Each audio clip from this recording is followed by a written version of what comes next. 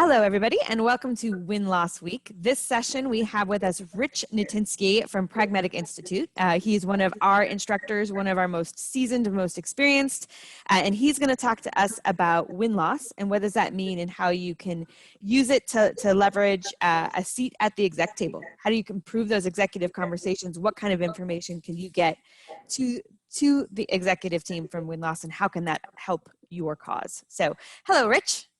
Hello, Rebecca. Thanks for having me. It's always great to speak with you. And hello, everyone. Welcome. Just a brief word about who I am and who we are. The Pragmatic Institute, of course, is a world-leading organization that provides training and assistance to companies who want to get better in the world of products, who want to develop great resources and processes to create and market products people actually want to buy and be successful in the topsy-turvy world of trying to bring things to market with great success. And that's what Pragmatic has helped companies do now for 26 years.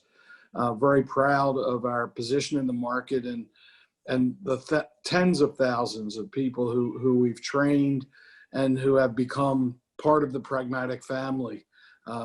They're enthusiastic about us, and we're equally enthusiastic about them. My own background is I have been an instructor at the Pragmatic Institute now for, believe it or not, I can't believe it, 14 years. And prior to that, I had a very long history, more than 20 years, in the technology world, in the world of products, mostly around product marketing, product management, product strategy. I have done other things in the technology world. I did sales support, pre-sales activity. I did sales. I did some support. I certainly ran executive roles and had my own startup, which I sold. But the important part for us is I took Pragmatic's training over 20 years ago. And for me, it opened my eyes to a completely different way of thinking and approaching my job and the companies I work for with great success. And I then went on to teach other people. And I'm really excited to talk to you today about win-loss, Rebecca, because it is one of the key activities and deliverables that product teams require to do so many things. It's so strategic for us. And I am sad to say I see so many companies that use it to only part of its potential. There's so many things it can do for us, and we only use it for part of its potential. So happy to talk about that. And where would you like to start? Oh, you know, win-loss is one of my favorite topics as well. It's one of those that every year when we run our annual survey makes me so sad because less than 30% of our audience does win-loss at all. 30% of the product managers we survey, less than 30% do it. And it's such a powerful tool. And to your point, I think a lot of people think of win-loss as sort of on the tactical side and how do we improve sales with it? And that's so key. But as you know, it's actually in the what we call the upper left quadrant of our framework, right? Really strategic focus, market focus, because it can have such a larger impact on an organization than how you kind of go through tactics. And so that's really what I want to explore with you today, Rich. You've got a ton of experience as an executive in company, working with executives in company. And I think your point of view on win-loss is so powerful in such a way that it can be used. So let's talk a little bit about that. Just at a high level, let's talk about what is it from win-loss that matters to the executives? Like what's in it for them and how does that play such a big impact on the strategy of our company and our products? Okay, so I think it's important to understand that when we talk to leadership, I mean, we really, look, at the end of the day, everybody realizes that what we're looking for is performance. We're looking for success. And that the easiest way to count that and keep score on that is with numbers, right? So when we talk to leadership, a lot of the conversation has to do with numbers. I would further offer that there are three primary things leadership's looking for us to bring to them, to help them with. And I think those three things, two maybe less important than one of them, but the first one and the obvious one, they want revenue growth. Right? They want the opportunities of business to do more business next year. I've never heard a company say to me, we just like to get smaller and smaller and smaller, right? That's not the goal of the leadership team. It's to grow our business. So we got that. So we want revenue growth. The second thing is we don't want revenue growth at the expense of not retaining what we have. We don't want stagnate. We don't want to net neutral. We want growth that has retention. So there's the retention aspect. And I think the third one is less numbers driven, but equally related. And that's that they expect us to deliver positive perceptions of our company and awareness of what we're doing and fit in their marketplace. So virtually everything we do with leadership, we need to be able to put in terms of supporting the revenue growth goals, supporting the customer and revenue retention, and awareness and perception of our products and our company and what we do, to be positive and to be an asset for us in the marketplace. And the reason win-loss is such a critical component to those things is that it answers all three of those questions. It helps us understand the keys to attaining revenue growth in terms of, look, one of the wonderful things about win-loss, any kind of research that we do, engaging to learn things, to become smarter, the universe, the audience that we can conduct research with can sometimes be vast and overwhelming. Now, some of us may be in B2B environments, some of us may be in B2C environments, we may be in a B2B2C environment, indirect, but nonetheless, the numbers can be overwhelming. When you start to talk about win-loss, the numbers become more manageable because we're talking about a specific audience. We're talking about people who've actually taken the active step of going through an evaluation at some level, making a decision. So we've limited our audience to just those people who we know have already made a decision, yes or no. A decision to buy, a decision to use, a decision to adopt. And so we have a limited universe that's identified. That's a big plus right there. Secondly, win-loss is an activity that we should do very quickly after a decision point. So this is kind of a cause and effect, 30 days, 45 days, engage these people, a known audience, and what can we learn? So the place I'd really like to start is this contrast between what some companies do in terms of sales enablement and win-loss, and perhaps something closer to our view. And it really is a much larger concept. And the concept is, do I want to use win-loss as a tool for transaction forensics? Do I want to play CSI here? What happened to the patient? And just examine that in isolation. Or do I want to study the disease? Do I want to look across many patients? Do I want to look at markets, trends, things I hear over and over again? I often teach my classes from a product perspective. The outcome of an individual win-loss report or interview or analysis is secondary to me. The more important question to me, why did my product lose the last 5 times it lost? Why did it win the last 5 times it won? What do we hear over and over again? Do we have a functional gap? Is we're not priced for value? Is there a competitor who knows how to eat our lunch? I mean, what is it that's the trend that I can now address and fix? Here's the thing. Going to leadership with anecdotal stories about a particular transaction isn't that valuable to them. Going to them with insights about our customers, our sales process, our product's functionality, and what we need to do to perform better, that's important to leadership. Where do we make the investments for the return and to deliver on the results that leadership's looking for? So there's so many things directly tied to win-loss. Persona development. We learn more and more about who are the people involved in buying and making a decision. What's important to them? How do they get information? What did they look at to make a decision? Who did they consider beyond us? The competitive landscape. What are we competing against? Pricing strategy. Were we considered as an option to doing nothing, or were we considered against alternative solutions? Those two questions can come up with a very different way to approach how we go to market and how we price our products, how we make offers to them. The messaging we deliver is it resonating?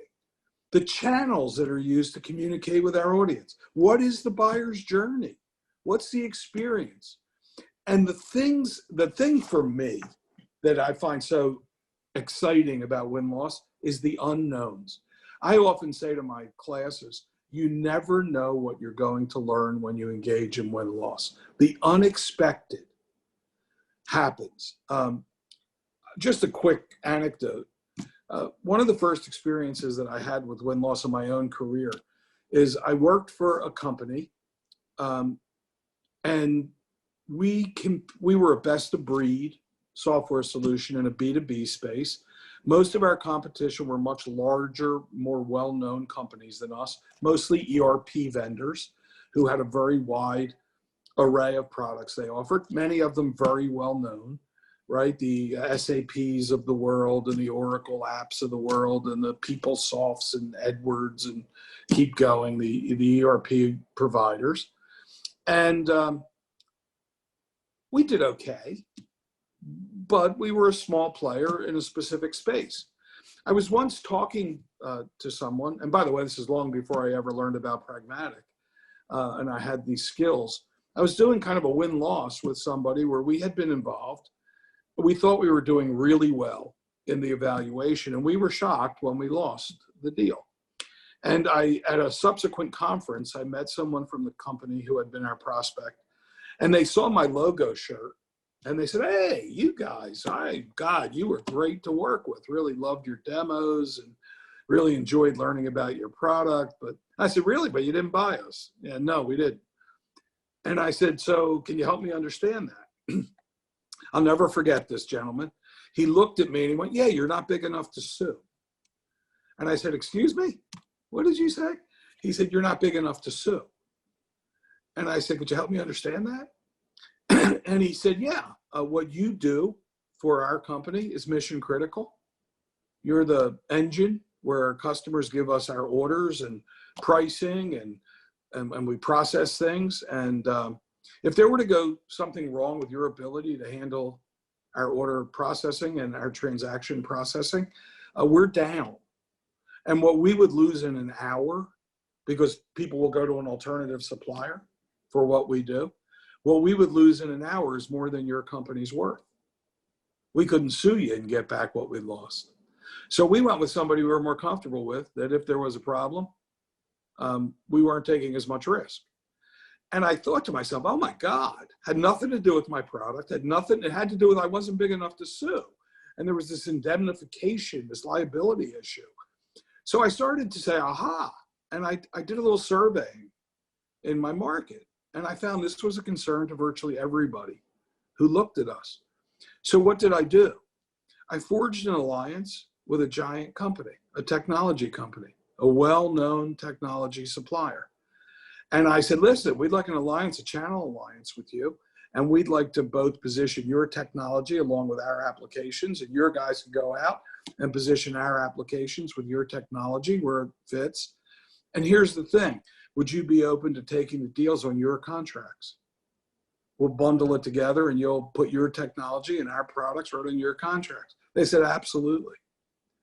And so we forged a channel alliance where we walked in arm in arm with this tech giant. The contract was in their name. And our sales went up 130% in 2 years. We overcame this barrier that we learned from win-loss. And it had nothing to do with what we were working on in the bowels of our engineering department.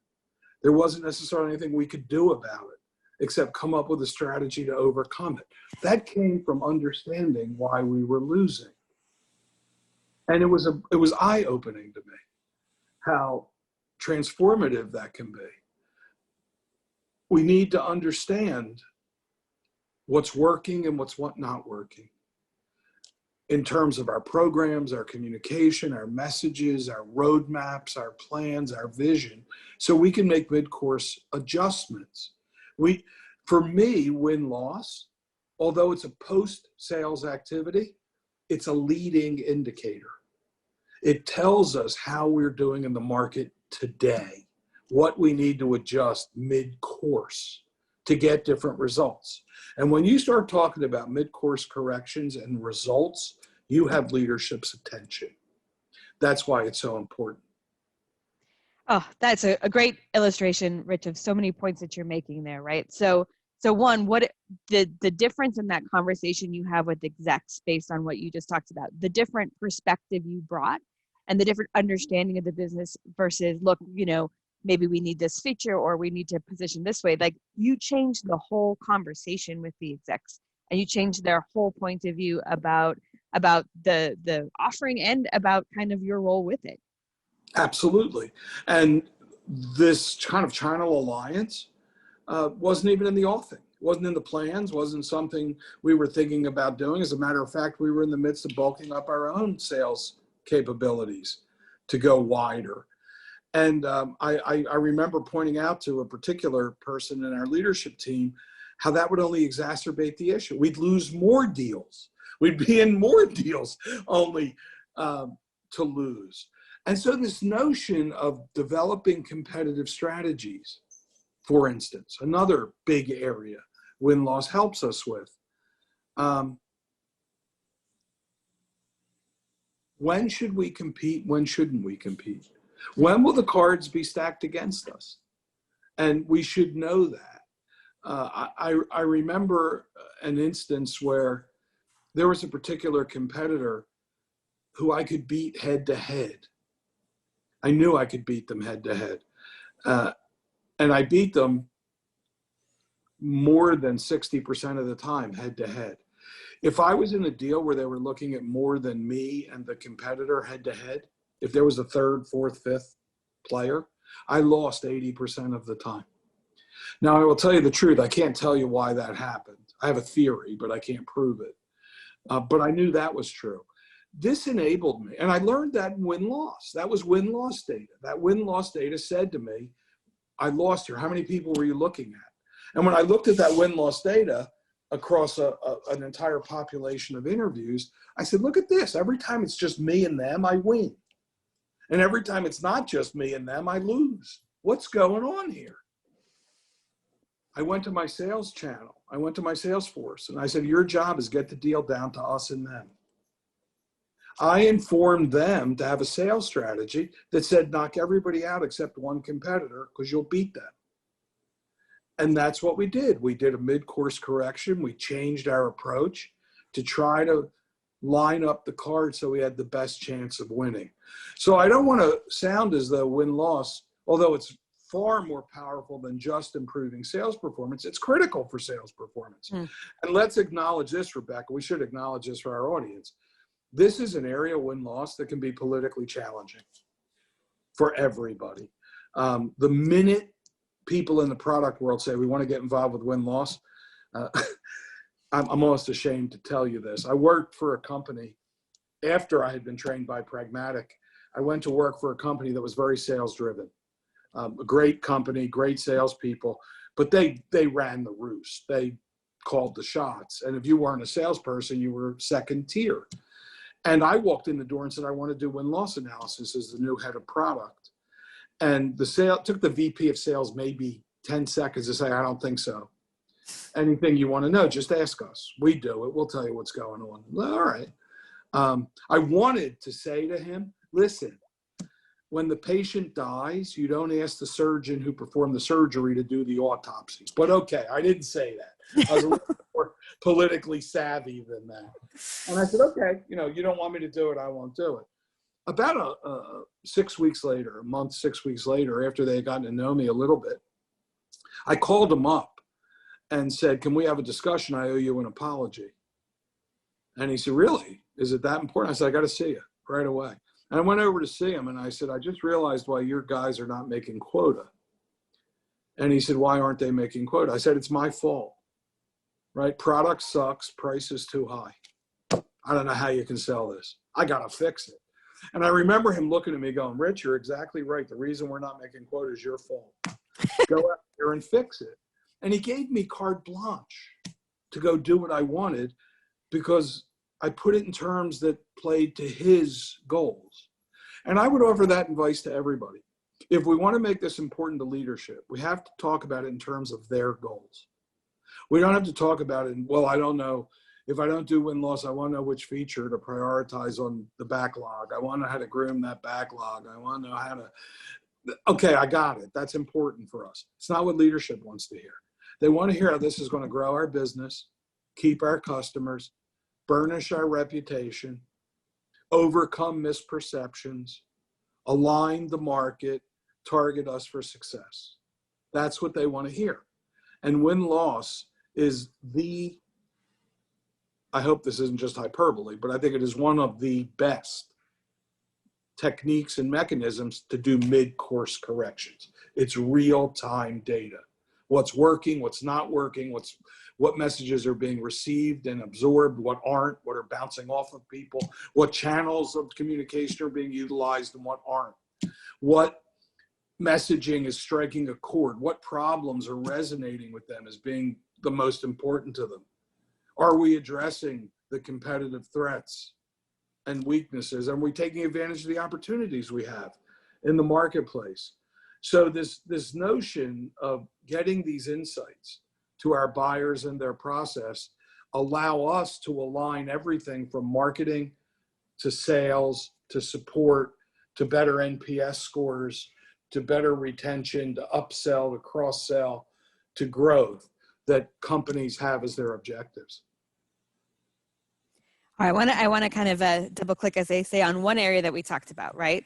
Where it's really important that win-loss is not about anecdotes, it's about insights. And one of the other things we talked about is some of the best information you get from a win-loss is unexpected, right? It's why they need to be open interviews and open conversations and not just a series of questions, which really could have been a survey, right? So how do we combine those? How do you have those open conversations and still see the trends? Like, hey, every time we're up against Acme, we win. What a great question, Rebecca. Thanks for asking that. So I'll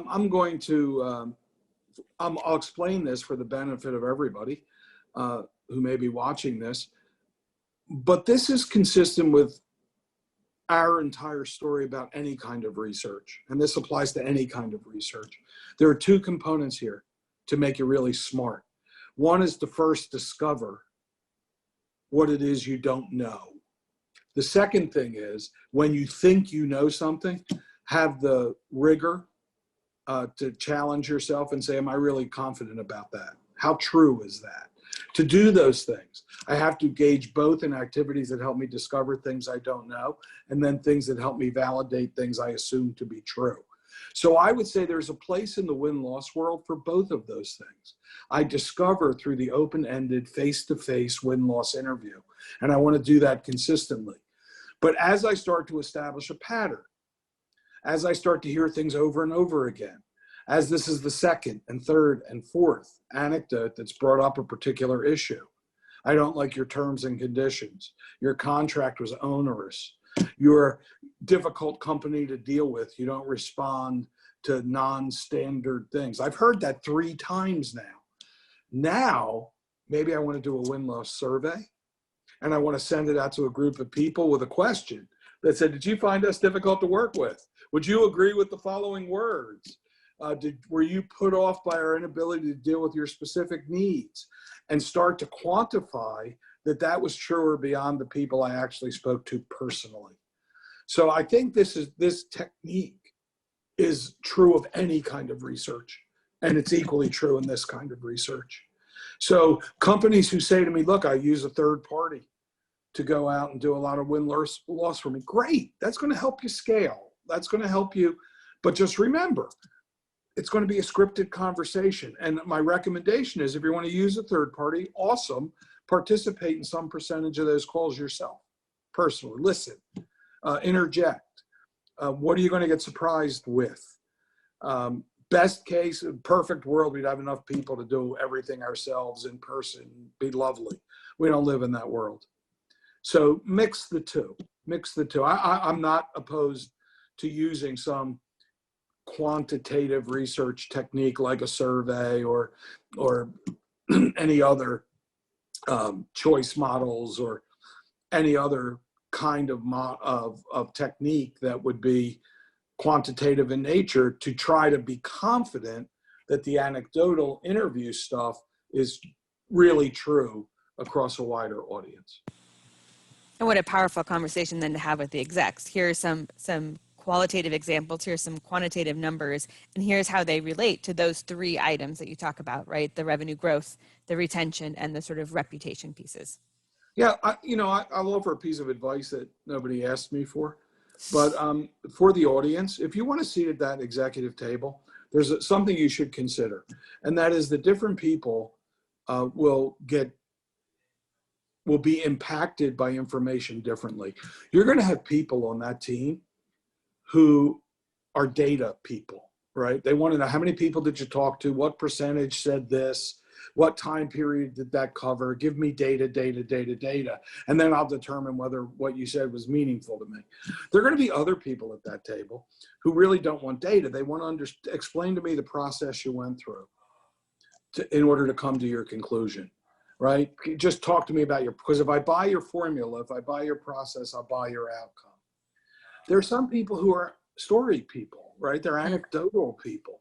They want to know who'd you speak to, who told you that, what was their name, what was the place, what were they wearing, right? How did they say that? What was the look on their face? And if you can't make it personal, if you can't put real people to it, then you're just spouting stuff. So understanding that different people prefer information in different ways, my recommendation is you got to have all those things in your pocket. You got to have names, places, and dates of people you spoke to. And it's not that hard, really. You can say, look, we found a trend that said our pricing doesn't seem to be aligned to the value perceived for the products that we deliver, and we're considered to be overpriced compared to the competition. And I did that by going out and doing X number of win-loss interviews. And I followed that up with a survey, and I covered 4,000 people in the market who look at our category of product, and 83% said they considered us to be premium priced. And it was really well put by one interview I did. And there's the slide with the quote and the name and the company. And boom, you've just gotten everybody at that table to nod their head. But you may not get everybody just with numbers or just with stories. You got to have all of that stuff.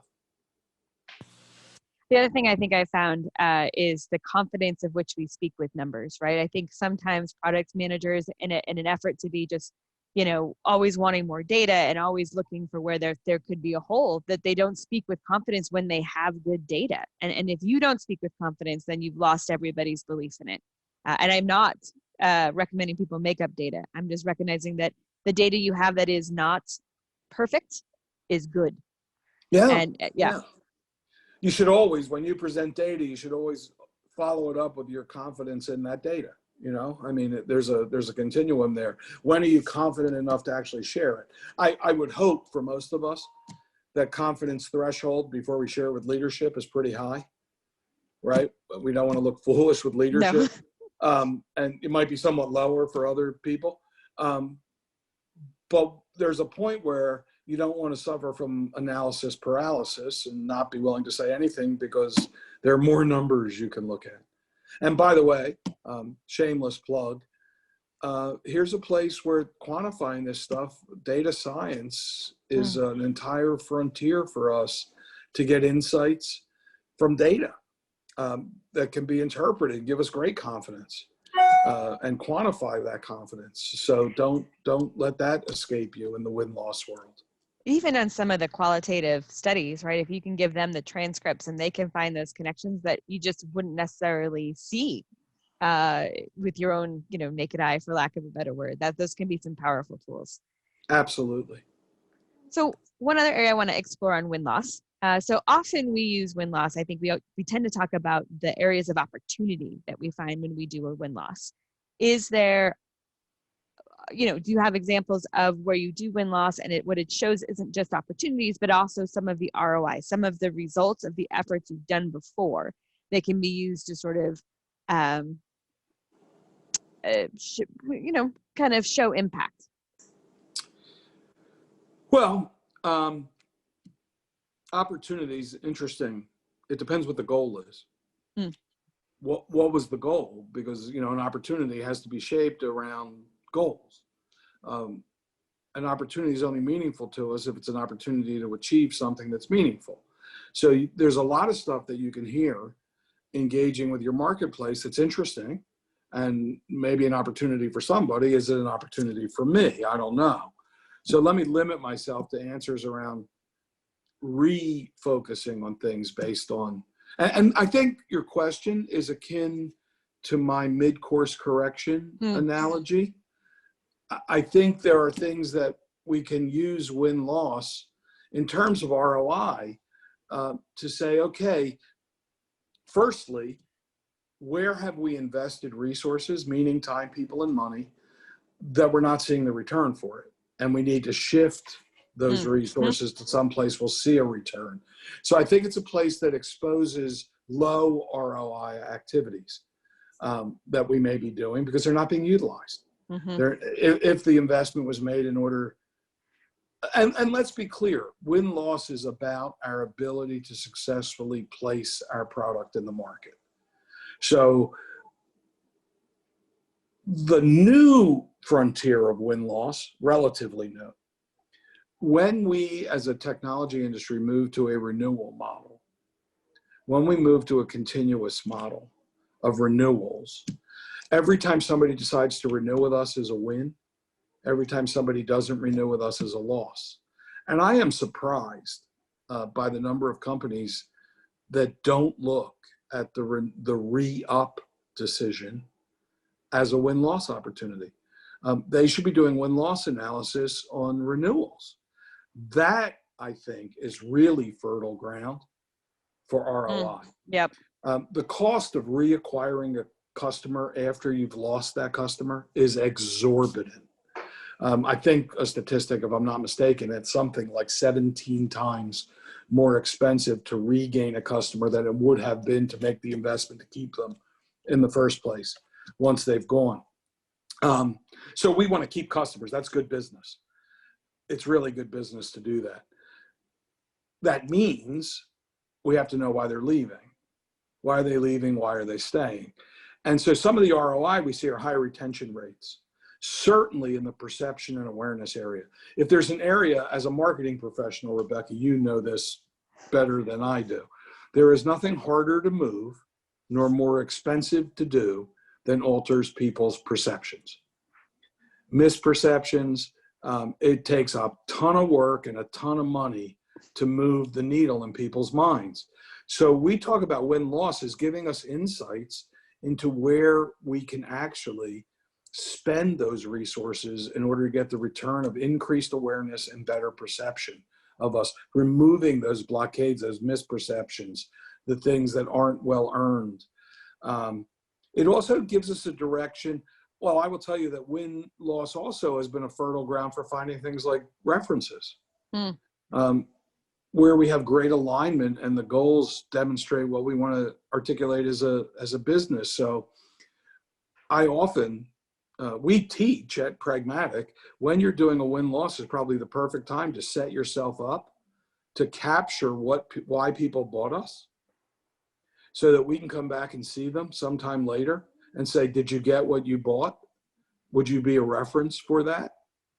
And stand up in the marketplace as a proof point, a data point that says they deliver on what they say. How much do you pay for that? What would a business pay for that? And the investment we have to make to get that. So the investment in win-loss is negligible. We're talking about rounding errors here, really, in terms of other things we spend money on. The return we get in awareness, perception, retention, aligning misspend, aligning resources to be more productive and effective. I couldn't calculate what that ROI is. It's huge. It's huge for a business. All right, Rich, this was a great discussion. As usual, I'm going to ask one last question. If you could have people do 2 things differently tomorrow, based on what we just talked about today, what would it be?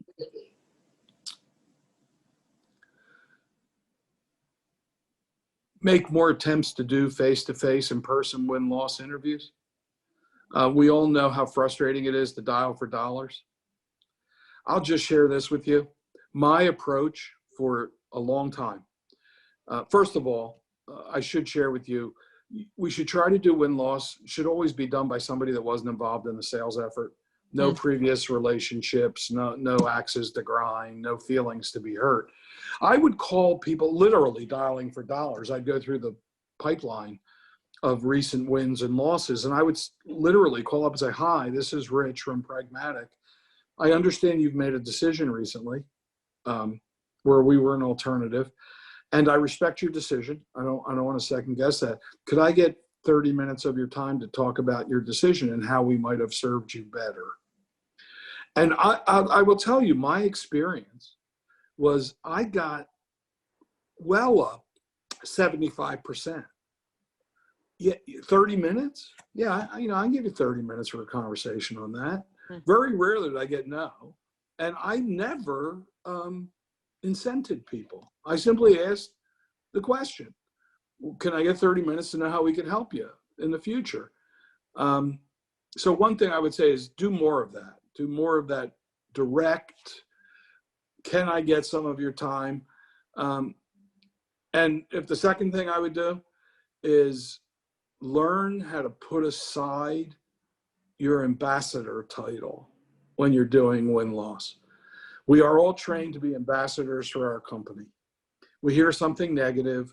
We hear something that's wrong, inaccurate. We hear a misperception. We hear something and we react to it with defense. Let me correct you. No, that's not exactly true. Well, that's not really, no. Learn to do that. Learn to smile, accept what you hear as the reality of the moment. It's more important for you to know the misperception, the miscommunication, the inaccuracy so you can fix it than it is to try to correct it one account at a time. And get the entire organization to realize the importance of a removed, detached, neutral win-loss process that's not about pointing fingers at anybody for responsibility for why we won or why we lost, but understanding how we're performing as a business for better business results. Those are the two things I would do, Rebecca. Great advice, Rich. Thank you for sharing all of your advice and your insights and your experience on win-loss. Thank you for having me, Rebecca. Oh, it was great. And if you guys want to see more Rich, you can always find Rich in our office hours on Friday mornings, or you can also find Rich obviously in the classroom. And please find some great resources. There's several articles that he has written on win-loss as well that are on our site at pragmaticinstitute.com. And Rebecca, I'm starting to hang out a little at the Pragmatic alumni community. Go see the PAC, man, because the PAC is full of conversations about this stuff. So check that out. Full of good peers who have win-loss stories to share as well. Excellent advice. Bet. Yeah. All right. Thank you, everyone.